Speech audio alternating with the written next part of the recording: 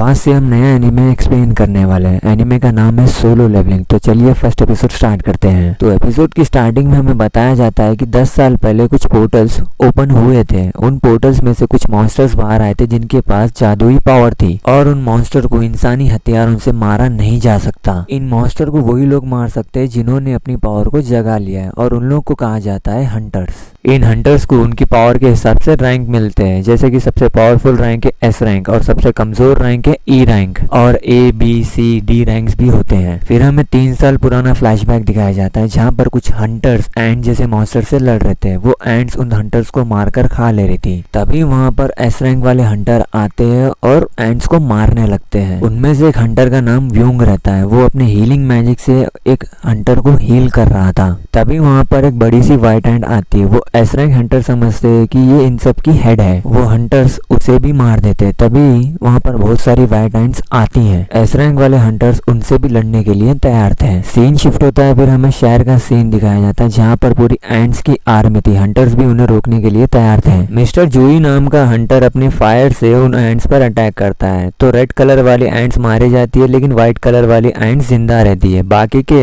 Hunters भी उन पर अटैक कर देते हैं। फिर स्टोरी प्रेजेंट में आ जाती है। एक कंस्ट्रक्शन साइट के पास एक डंजन ओपन होता है। डंजन्स के मॉन्स्टर को मारने के बाद से यहाँ पर कुछ हंटर्स आते हैं। मॉन्स्टर्स को मारकर हंटर अच्छे खासे पैसे कमा लेते हैं। तभी वहाँ पर हमारे मेन कैरेक्टर की एंट्री होती है। उसका नाम जिन्वू था। जिन्वू के वहाँ पर आते ही सभी हंटर उससे अच्छे से बात करते हैं। ये देखकर पार्क नाम का हंटर जिम नाम के हंटर से पूछता है कि ये लड़का बहुत ज्यादा पावरफुल है क्या। तो जिम नाम का हंटर कहता है कि ये लड़का सबसे ज्यादा कमजोर है। जिम नाम का हंटर बताता है अगर जिन्वू इस मिशन पर आया है तो ये मिशन बहुत ही ज्यादा आसान होगा। ये सब बातें जिन्हू सुन लेता है। फिर जिन्हू को जूही नाम की हंटर मिलती है। जूही एक हीलर है। जिन्हू जूही को बताता है कि जब वो पिछले ए रैंक मिशन पर गया था तो वो बहुत ज्यादा घायल हो गया था और उनके पास कोई भी हीलर भी नहीं था। ये बात जूही को पसंद नहीं आती है। सब हंटर्स डंजन के अंदर जाने के लिए तैयार थे। सॉन्ग नाम का हंटर कहता है कि मैं हूँ कैप्टन। फिर सब लोग डंजन के अंदर जाने लगते हैं। जिन्हू अपना वेपन निकालता है। जिन्हू का वेपन एक छोटा सा चाकू था। जिन्हू बहुत ज्यादा गरीब है इसलिए वो बड़ा सा हथियार नहीं खरीद सकता था। फिर वो डंजन के अंदर चले जाता है। फिर हमें हंटर एसोसिएशन ऑफिस को दिखाया जाता है। फिर उसके प्रेसिडेंट को दिखाया जाता है जिसका नाम गो था। गो गवर्नमेंट से मीटिंग करके आया था। गवर्नमेंट चाहती थी कि वो क्रिस्टल्स गवर्नमेंट को दे दे। वो क्रिस्टल्स को मैजिक जेम्स भी कहते हैं। मॉन्स्टर्स को मारकर यही क्रिस्टल्स मिलते हैं और यही क्रिस्टल्स को बेचकर हंटर पैसे कमाते हैं। उधर जिन्हू ने एक मॉन्स्टर को मार दिया था। फिर उसे क्रिस्टल मिल गया था। फिर दूसरा मॉन्स्टर जिन्हू पर अटैक करता है तो जिन्हू उसे मारने की कोशिश करता है लेकिन जिन्हू का ब्लेड